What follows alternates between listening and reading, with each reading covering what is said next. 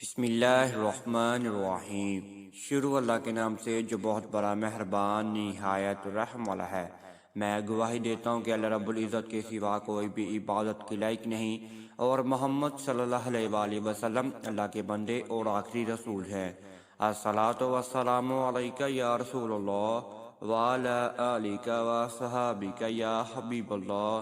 پیارے ناظرین، آپ سب میرے پیارے بہن اور میرے بھائیوں کو میری طرف سے پہلے السلام علیکم ورحمۃ اللہ وبرکاتہ، اور میں یہ امید کرتا ہوں کہ آپ سب اللہ رب العزت کی حفظ و امان میں اللہ پاک کی خیر و عافیت میں ہوں گے۔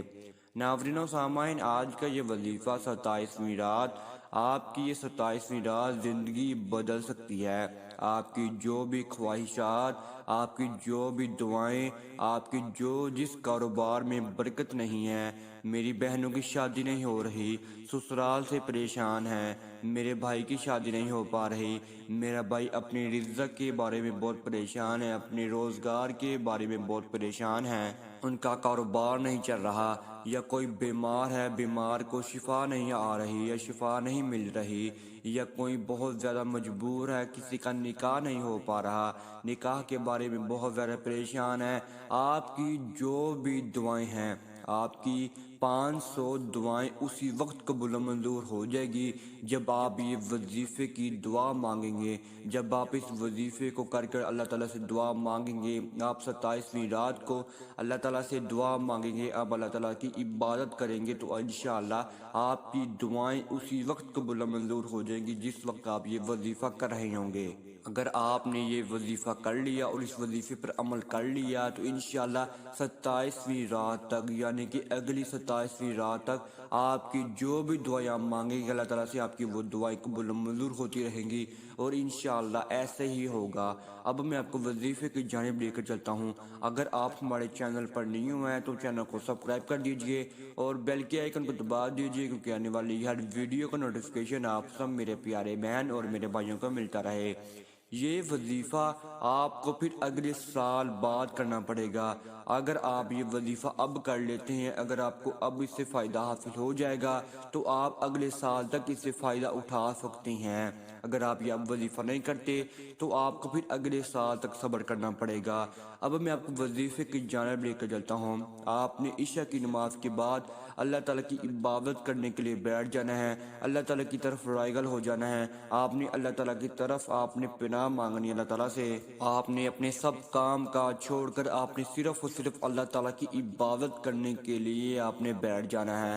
آپ نے عشاء کی نماز سے لے کر آپ نے تہجد کی اذان تک آپ نے اللہ تعالیٰ کی عبادت کرنی ہے۔ اگر آپ تہجد تک آپ یہ عبادت نہیں کر سکتے تو آپ یہ مختصر وظیفہ کر کے آپ جو مرضی آپ کم کر لے بعد میں، آپ نے یہ وظیفہ کرنے کے بعد آپ کی دعائیں قبول و منظور ہو جائیں گی۔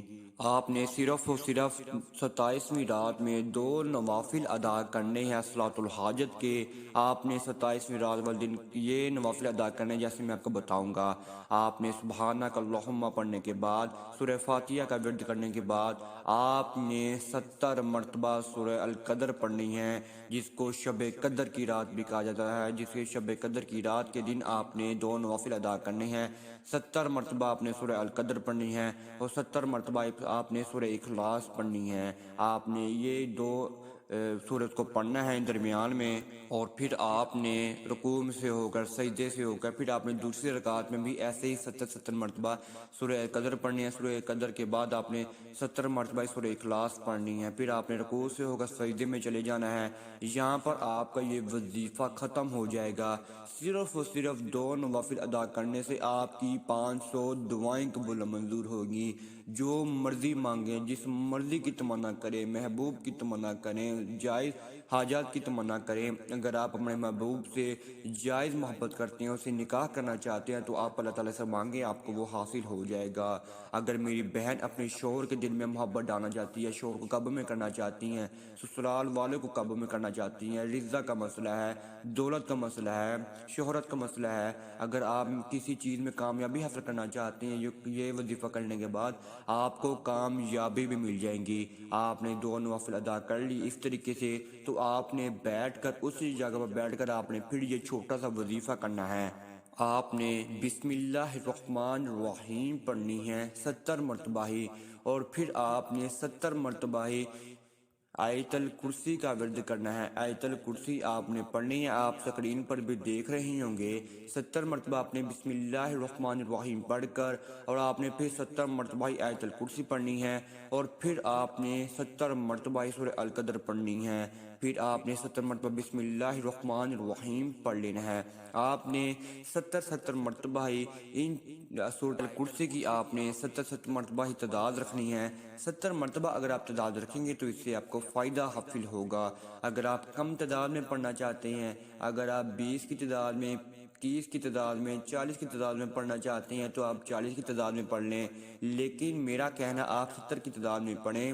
آپ یہ سب وظیفہ کریں، آپ 2 نوافل ادا کریں، 2 نوافل ادا کرنے کے بعد آپ یہ چھوٹا سا وظیفہ کریں، اور اس کے بعد آپ جو بھی دعا اللہ تعالیٰ سے مانگیں گے، جو بھی آپ اللہ تعالیٰ سے دعا مانگیں گے، آپ کی اسی وقت دعا قبول و منظور ہوگی، اور آپ کو اسی وقت آپ کی وہ چیز آپ کو عطا کر دی جائے گی۔ آپ کو کسی مرضی صورت میں آپ کو وہ چیز عطا ہوگی، لیکن آپ کو اسی وقت چیز وہ عطا ہو جائے گی اگر آپ یہ وظیفہ 27ویں رات کو کر لیتے ہیں۔ قرآنی وظیفہ ہے، بہت ہی مجرب وظیفہ ہے، لاکھوں لوگوں کا آزمایا ہوا وظیفہ ہے۔